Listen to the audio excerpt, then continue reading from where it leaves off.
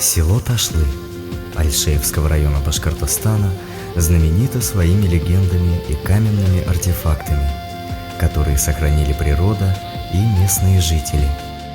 На склоне горы Бейиктау, что означает в переводе с башкирского языка «высокая гора», находятся камни, на которых высечены таинственные тамги.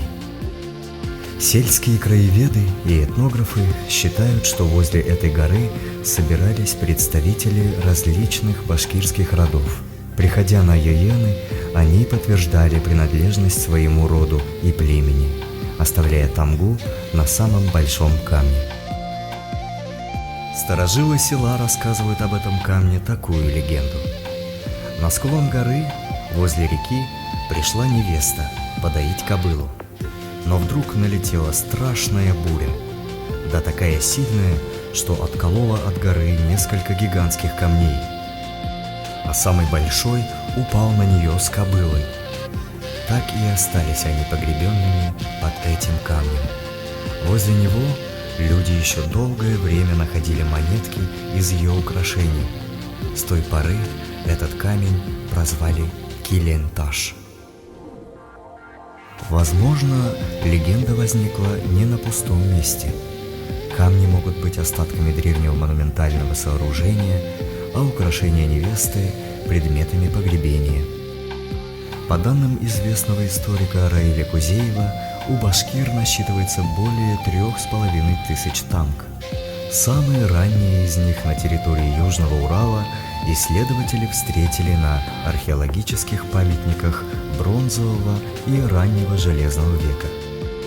Тамги на Килен-Таше большей частью являются символами групп семей рода Яик, Сыбы, Минь, населяющего окружающие деревни. Время, дождь и ветер безжалостно стирают рукотворные тамги. На других камнях их уже практически не видно. На одном из камней китайские ученые увидели иероглифы, означающие «Скорбим о тебе, великий император».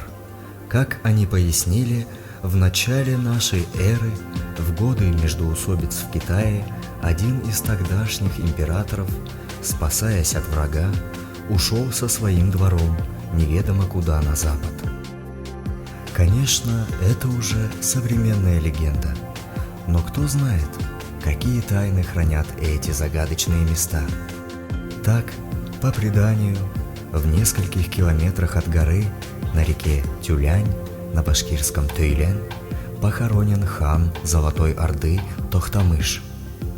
Тот самый, который воевал с Тамерланом, Дмитрием Донским и Мамаем. Истории, имеющие серьезную археологическую основу, и легенды, не имеющие никаких научных доказательств, придают камням и горам уникальность и величественность.